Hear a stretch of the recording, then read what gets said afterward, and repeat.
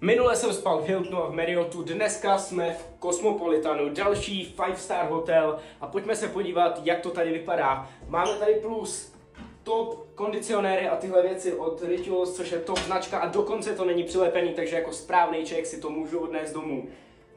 Vana, první hotel v téhle sérii, kde máme vanu, to je další bod nahoru. Pojďme se podívat asi na nejstylovější peřiny, který jsem zatím na hotelu měl.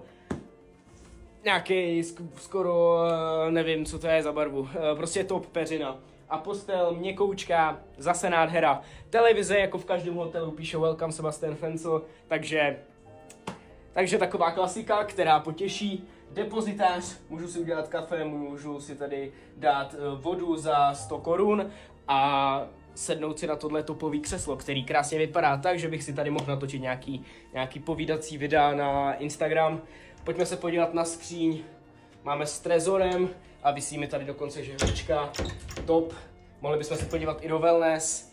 No a já jdu asi do té vany, protože prostě první hotel, kde je vana.